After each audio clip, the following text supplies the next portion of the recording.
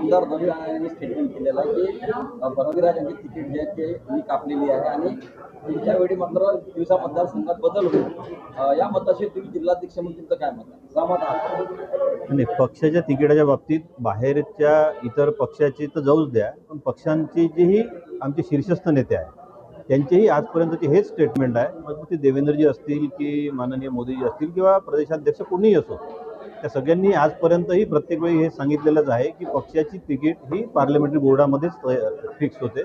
त्यामध्ये सगळे जे पार्लमेंटरी बोर्डाचे सदस्य असतात ते यामध्ये विचार करतात, चर्चा करतात आणि निवडून येण्याच्या क्रायटेरियामध्ये ज्या काही गोष्टी असतात त्याच्यानुसार या तिकिटा फायनल होत असतात। त्याच्यामुळं कोणाची तिकीट मी कापली, कोणाची तिकीट मी देतो हा विषय तर मान्यच होऊ शकत नाही। त्याच्यामुळं त्या स्टेटमेंटमध्ये कुठलेही तथ्य नाही आहे असं मला वाटते आणि या संदर्भात स्पष्ट व्हावं, जनतेच्या मनामध्ये, आमच्या पक्षाच्या पदाधिकारी कार्यकर्त्यांच्या मनामध्ये काही संभ्रम राहू नये या दृष्टीनेही प्रेस घेण्याचं औचित्य आहे। बाकी राहायला मध्ये विचारलं कोणीतरी तक्रार करणार का वगैरे, तर तक्रार ही पक्षाच्या आपल्या पदाधिकारी आणि कार्यकर्त्यांनी एखादी चुकीची गोष्ट केली तर त्या संदर्भात केल्या जाते। आमच्या पक्षाची जे मित्रपक्ष म्हणून आहेत, पक्षाचे ते काही आमचे पदाधिकारी नाही किंवा कार्यकर्ते नाही, त्याच्यामुळे त्यांची तक्रार पक्षामध्ये करण्याचं काही औचित्य नाही। मात्र त्याच ठिकाणी दुसरीकडे तिकीट काढली, यावर किती सत्य आहे तुम्ही काय सांगा? मला तुम्हाला एक सांगतो की भारतीय जनता पार्टी हा एक तर सगळ्यात मोठा पक्ष आहे आणि याच्यामध्ये आमचं पार्लमेंटरी बोर्ड असते, त्याच्यामध्ये महाराष्ट्राचे मुख्यमंत्री असेल, प्रदेश अध्यक्ष असेल, इतर मान्यवर जे आमचे नेते आहेत ते असतात आणि ते ठरवतात तिकीट कोणाला द्यायची, कोणाला कापायची। आमचा बाहेरचा कोणताही व्यक्ती असं तिकीट कापणं किंवा तिकीटवर बोलणं हे संयुक्तिक नाही आणि बोलूसुद्धा नाही, सगळ्यात महत्त्वाचं हे लक्षात घ्या। येणाऱ्या काळामध्ये आपल्याला तुम्हाला सांगतो की पार्टी ठरवेल ना काय करायचं। आता प्रवीण पोटेल तिकीट द्यायची आहे, राजू भोले द्यायची आहे, दादाला तिकीट द्यायची आहे, पार्टी ठरवेल। बाहेरचा व्यक्ती कोणी ठरू शकत नाही आणि याच्या आधी सुद्धा कोणी जर दावा करत असेल तर मी याला तिकीट दिली, मी त्याची तिकीट कापले, हा दावा खोटा आहे। याच्यामध्ये बिलकुल भरोसा ठेवण्यासारखं नाही आहे। हा भ्रम तयार केला जातो, हा भ्रम तयार करून आमच्या भोल्या बाबड्या जे आमचे कार्यकर्ते असतात त्यांना तो संभ्रमित केला जातो आणि त्यांच्यावरती कुठेतरी एक दबाव प्रेशर करून तो संभ्रम तयार करण्याचा प्रयत्न असतो, दुसरं काही नाही आहे। कारण भारतीय जनता पार्टी मुळात मोठी पार्टी आहे, ती काही कोणाच्या आंधळीने पाणी देऊन पार्टी चालत नाही आमची।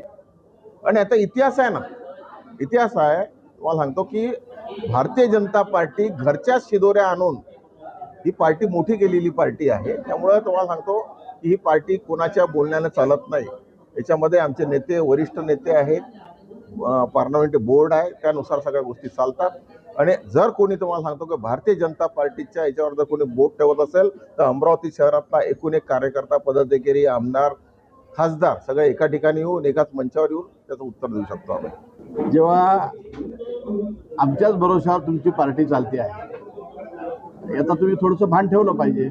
आणि राहता काल जे त्यांनी स्टेटमेंट केलं त्याच्यावर आमचं तिकीट कापण्याचा अधिकार आमचे पार्टीचे नेते, शीर्षस्थ नेते आहेत, देवेंद्रजी आहेत, त्याच्यानंतर बावनकुळे साहेब आहे, प्रदेशाचे अध्यक्ष आहेत, आमचे मोदीजी, अमित भाई आहे, मोठे मोठे माणसं आहेत, याची आश्रय तर आपली पार्टी चालू आहे म्हणा, आम्हाला कुठं सांगतो तो खुलासा केला। भविष्यात तुम्ही सगळे लोक जे आता एकत्र झालेले आहेत त्या संदर्भात तक्रार करणार आहात किंवा भविष्यात अशा प्रकारचे वक्तव्य होऊ नये? भविष्यात म्हणजे असं आहे की आमच्या पार्टीच्या बद्दल कोणी बोलू नये। आमच्या पार्टीची तिकीट देणार ते कोण किंवा ठीक आहे, आमच्या पार्टीच्या बद्दल जर बोलत असेल तर आम्ही सर्वजण एकत्र येणारच आहे, काही विषय नाही त्याच्यात।